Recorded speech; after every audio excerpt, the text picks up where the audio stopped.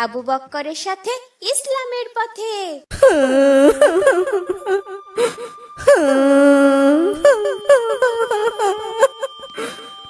কে কে ওখানে? এই এই রাতের বেলায় কে ওখানে? কথা বলছেন না কেন? আপনি কান্না করছেন কেন? কে?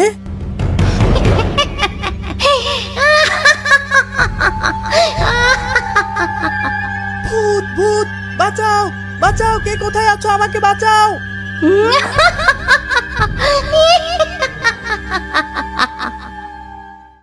ভাই, হঠাৎ এমন জ্বর হলো কেন তোমার?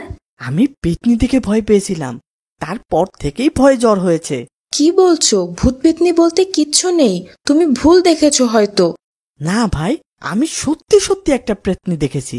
কি যে ভয়ানক! আমাদের দক্ষিণ মহল্লার ওই পাইকর গাছেই থাকে, আমি ওই গাছের নিচেই দেখেছি। কি বলছো এসব? তুমি নিজে চোখে দেখেছো? হ্যাঁ ভাই, আমি নিজ চোখে দেখেছি। তোমার কি মনে আছে কি দেখেছো? হ্যাঁ ভাই, আমি সন্ধ্যাবেলায় বাজার থেকে ওই রাস্তা দিয়ে আসছিলাম, দেখি একটা মেয়ে কান্না করছে। আমি জিজ্ঞেস করলাম, কে আপনি? কান্না করছেন কেন? হঠাৎ আমার দিকে তাকিয়ে ভয়ানক ভাবে হাসতে শুরু করলো। কি যে বীভৎস দেখতে! আমি চিল্লানিতে দৌড়ে চলে এসেছি। তারপর থেকেই তো আমার জ্বর হয়েছে। ভাই, ভূত বলতে কিছু নেই, এই দুনিয়ায় শুধু মানুষ আর জিন জাতি রয়েছে, পবিত্র কোরআনে সেটাই বলা হয়েছে। কিন্তু ভাই, ওই পাইকর গাছের তলায় আমি সত্যি সত্যি ভূত দেখেছিলাম। বুঝেছি। আজ তাহলে আসি ভাই। আসসালামু আলাইকুম। ওয়ালাইকুম আসসালাম। ভাই, আজ মাগরিব নামাজ আদায় করে দক্ষিণ মহল্লার ওই পাইকর গাছের ওখানে যাব। ওই যে যেখানে আসিফ ভয় পেয়েছিল, একটা পেতনি নাকি দেখেছিল। পেতনির রহস্য বের করতে হবে। নিশ্চয় কিছু তো একটা আছে, না হলে সবাই ভয় পাচ্ছে কেন? আব্দুর রহমান, তুমি যাবে ভাই? না ভাই, আমি অনেক ভূতে ভয় পাই। ওখানে আরো অনেকে ওই পেতনি মেয়ের কান্না করতে দেখেছে, সবাই ভয়ে পালিয়েছে। আবির, তুমি যাবে আমার সাথে? আচ্ছা যাব। আমি ভূত টুত অত ভয় পাই না, মা বলেছেন ভূত বলে কিছুই নেই দুনিয়াতে। ভাই, তোমরা বেশি সাহস দেখাচ্ছ। ওই পেতনি সবাইকে ভয় দেখায়। আমাদের মহল্লায় যারা বাজার করতে যেত, তারা এখন আর ওই রাস্তায় যায় না ভাই। সবাই ভয় পেয়ে অন্য রাস্তা দিয়ে ঘুরে বাজারে যায়।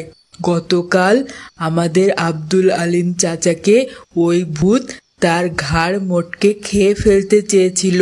কোনো প্রকার প্রাণ বাঁচিয়ে নিয়ে ফিরে এসেছে চাচা। এরপর থেকেই জ্বর। এখন কেমন যেন একটু ভয় হচ্ছে ভাই। ভয় নেই, এক কাজ করব, আগে ঝোপের মধ্যে লুকিয়ে দেখব আসলে ব্যাপারটা কি। ঠিক আছে ভাই, ওই যে মাগরিবের আজান হচ্ছে, চলো নামাজ পড়েই বের হই।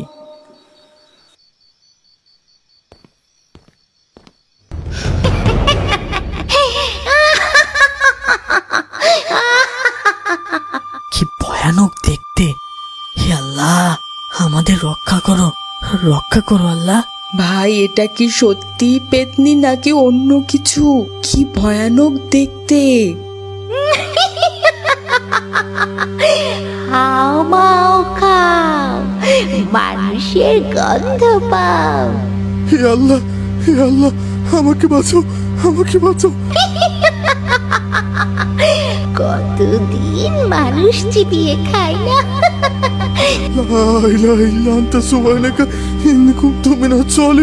বাঁচাও, বাঁচাও। কোথায় যাচ্ছিস? একটু গার মোটকে রক্ত খেতে চাই তোর। ভাই দেখো, ওই লোকের বাজারের ব্যাগ নিয়ে চলে যাচ্ছে পেতনিটা। তাড়াতাড়ি চলো দেখি কি করে ব্যাগ নিয়ে।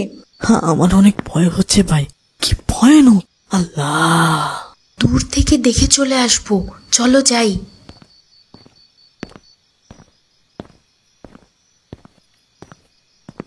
কে রে, কে রে তা? তোদের তো সাহস কম না, তোরা আমার পিছু নিয়েছিস। আমরা আপনার কোনো ক্ষতি করব না, শুধু দেখতে এসেছিলাম আপনি কে। দেখতে এসেছিলি আমি কে? আমি পেতনি, মানুষ খেকো পেতনি। আমি শুধু মানুষের রক্ত খাই। আমি সব বুঝে গেছি, আপনি পেতনি না, আপনি মানুষ। মানুষদের শুধু ভয় দেখান মিছিমিছি। তোর তো বুদ্ধি আছে অনেক, বুদ্ধির প্রশংসা করতে হয়। কিন্তু আপনি মানুষ হয়ে এভাবে মানুষকে ভয় দেখান কেন? তুই আমাকে মানুষ বললি? কতদিন কেউ আমাকে মানুষ হিসেবে ভাবতেই পারে না। আসলে আপনি কে? শুনবি শুনবি আমার কথা? কেউ আমার কথাও শুনতে চায় না, আমাকে সবাই ভয় পায়। আমি আপনার কথা শুনতে চাই। আজ থেকে প্রায় 5 বছর আগে আমার বাবার ছিল অনেক বড় গার্মেন্টস ফ্যাক্টরি, কোটি কোটি টাকার ব্যবসা। আমি ছিলাম বাবা মায়ের একমাত্র সন্তান। বাবা মা আমাকে রাজকন্যার মতো বড় করেছিলেন। বাড়ি ভর্তি কাজের লোক, দেশের সবচেয়ে নামি দামি গাড়ি ছিল আমাদেরই। তারপর মা, আমি বাইরে যাচ্ছি। তুমি আজও বোরকা পরনি? বোরকা পরে বাইরে যাও মা। এইসব কি বলছো? তোমাকে আর আধুনিক বানাতে পারলাম না মা, তুমি সেই কেলেই রয়ে গেলে। বোরখা পরে গরিব ছোট লোকগুলো জামা কাপড় কিনতে পারে না, বোরখা দিয়ে ঢেকে রাখে। এইসব কি বলছো মা? পর্দা একটি ফরজ ইবাদত, পর্দা না করলে জাহান্নামের আগুনে পুড়তে হয়। মা, এত হাদিস শুনিও না তো। বাবার মতো এখন তুমিও হাদিস দেবে আমাকে? আমার এই ড্রেসটার দাম কত তুমি জানো? এত টাকার এই ড্রেসটা আমি বোরখা দিয়ে ঢেকে রাখবো? সবাই দেখবে না আমার বাবার কত টাকা? আর আমি কি দেখতে কম সুন্দর যে বোরখা দিয়ে আমার মুখটা ঢেকে বের হব? ছি মা, তুমি তো আগে এরকম ছিলে না। টাকা পয়সার অহংকার তোমাকে শেষ করে দিচ্ছে মা। আমরা তো আর ভিখারি না, টাকা পয়সা যাদের আছে তাদেরই তো অহংকার করা মানায়। বাই দ্য ওয়ে, তোমাকে এইসব বুঝে কোনো লাভ নেই। তোমার বাবা তো বড়লোক ছিল না, এর জন্য ভিখারি ভিখারি স্বভাবটা তোমার মধ্যে এখনো রয়েই গেছে। ছি মা, ছি। Driver, driver. জি ম্যাডাম। আমার হলুদ গাড়ি কোথায়? ম্যাডাম, ওটা তো স্যার নিয়ে বের হলেন। তোমাকে তো আগেই বলে রেখেছি আজ আমি আমার হলুদ গাড়িটা নিয়ে বের হব। আমি ভুলে গেছিলাম ম্যাডাম। খেতে তো ভুলে যাও না, ঘাট ধরে চাকরি থেকে বের করে দেব। ম্যাডাম, আপনি আমার সাথে এভাবে কথা বলছেন কেন? তোর সাথে কিভাবে কথা বলবো সেটা তুই আমাকে শিখিয়ে দিবি? ম্যাডাম, আপনি আমাকে মারলেন, আপনি আমার গায়ে হাত তুললেন। ছোটবেলা থেকে কত আদর যত্নে বড় করলাম আপনাকে, কোলে পিঠে করে মানুষ করলাম, আর সেই আপনি আমাকে এই প্রতিদান দিলেন ম্যাডাম। তোদের মতো ড্রাইভারদের জীবন তো এমনই, বড় লোকদের চটথাপ্পড় না খেলে তোরা মানুষ হস না। এর জন্য মাঝে মধ্যে তুই একটা দিলে সাইজ হয়ে থাকবি। আমরা গরিব বলে কি মানুষ না ম্যাডাম? এত অহংকার ভালো না ম্যাডাম। তুই আবার কথা বলছিস? তাড়াতাড়ি গাড়িতে ওঠ। আসসালামু আলাইকুম মা। বাবা, কিছু বলবে? মা, তুমি নাকি তোমার ড্রাইভার চাষার গায়ে হাত দিয়েছ? ওই ফকিরের বাচ্চা তোমাকে সেটা বলে দিয়েছে? কত বড় সাহস ওর! এটা ঠিক হয়নি মা, আমি খেয়াল করেছি তোমার মধ্যে ভয়ঙ্কর অহংকার জন্মে গেছে। তুমি তোমার থেকে নিচু কোনো মানুষকে আর পছন্দ করছো না মা। আমার বাবার কি টাকা পয়সা কম আছে? আমি অহংকার করবো না তো কে করবে? অহংকার ধনীদের মুকুট বাবা। ছি মা, অহংকার কখনো কোনো মানুষের মুকুট হতে পারে না। এটা শুধু আল্লাহ তাআলার মুকুট। আল্লাহ ছাড়া আর কারো অহংকার করার অধিকার আল্লাহ দেননি। অহংকার শয়তানের চরিত্র। সব সময় মনে রাখবে, সব পাপের মূল উৎস 3টি। 1 অহংকার, 2 লোভ, আর 3 হিংসা। যে ব্যক্তি এই 3টি বিষয় থেকে বেঁচে থাকতে পারবে সে যাবতীয় পাপ থেকে বেঁচে থাকতে পারবে মা।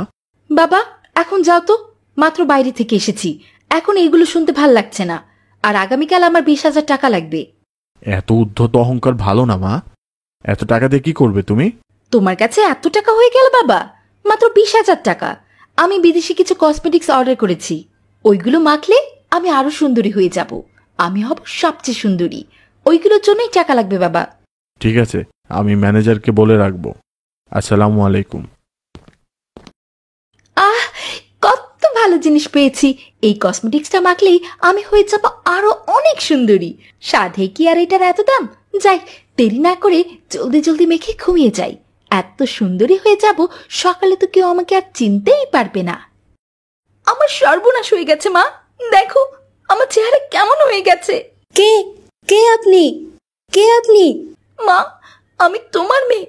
গতকাল রাতে নতুন কসমেটিক্স নিয়ে ঘুমিয়েছিলাম, সেই কসমেটিক্সের জন্য আমার চেহারা এমন হয়ে গেছে মা। আমার সব শেষ হয়ে গেল মা, আমার সব শেষ হয়ে গেল। আমি পেতনি হয়ে গেলাম। স্যার, স্যার সব শেষ হয়ে গেছে, স্যার সব শেষ হয়ে গেছে। আপনার সব ফ্যাক্টরিতে কে যেন রাতে আগুন দিয়েছে, সব পুড়ে ছাই হয়ে গেছে স্যার, সব পুড়ে ছাই হয়ে গেছে। হে আল্লাহ, এ কি করলে তুমি, এ কি করলে? আমার এত অহংকার আল্লাহ হয়তো পছন্দ করেননি। ওই দিন আমার চেহারা আল্লাহ ধ্বংস করে দিয়েছেন। আমার বাবা হার্ট অ্যাটাকে মারা যান। ব্যাংক ঋণের দায়ে আমাদের বাড়ি নিলাম করে নেয়। আমরা পথের ফকির হয়ে যাই। আমাদের স্থান হয় এক বস্তিতে। এত কষ্ট সহ্য করতে না পেরে মাও একদিন মারা যান। এসবই আমার অহংকারের ফল। হে আল্লাহ, আমাদের সকল প্রকার অহংকার থেকে রক্ষা করুন। অহংকারের কি ভয়ানক পরিণতি! কিন্তু আপনি মানুষকে এভাবে ভয় দেখান কেন? মানুষকে ভয় দেখিয়ে তার সব কেড়ে নিই আমি। এটাই আমার উপার্জনের পথ। আমার তো আর কোনো উপায় নেই। আপু, এটাও তো এক ধরনের প্রতারণা। মানুষকে ঠকাচ্ছেন আপনি। আল্লাহ এটা পছন্দ করেন না। সবাই তো আমাকে ভয় পায়। আমি কি খেয়ে বাঁচবো তাহলে? আপু, আপনি আমাদের সাথে চলুন। আমার বাবাকে বলে যদি একটা কাজের ব্যবস্থা হয়, আপনি করবেন? হ্যাঁ ভাই, অবশ্যই করব। আমি কাজ করি স্বাভাবিক মানুষ হয়ে বাঁচতে চাই। এই পেতনি জীবন আর ভালো লাগে না ভাই। জি আপু, তাহলে চলুন আমাদের সাথে। কার্টুন বানিয়ে ঘরে বসে আয় করুন লক্ষ লক্ষ টাকা। যদি আপনার একটি ল্যাপটপ অথবা কম্পিউটার থাকে তাহলে আপনিও বানাতে পারেন আমাদের মতো মজার মজার কার্টুন গল্প। আমাদের রয়েছে cartoon making zoom live course. এই কোর্সটির মাধ্যমে বানাতে পারেন ইসলামিক গল্প, রূপকথার গল্প, ভূতের গল্প, টুনটুনের গল্প সহ সব ধরনের কার্টুন গল্প। কোর্স ফি জানতে নিচে যে কোনো লিঙ্কে যোগাযোগ করুন। বাবা মায়ের বাধ্য ছেলে অভিযোগ কারণ মজার মজার সব ইসলামিক কার্টুন পেতে আমাদের চ্যানেলটি এখনই সাবস্ক্রাইব করুন আর পাশে থাকা বেল আইকনটি প্রেস করুন।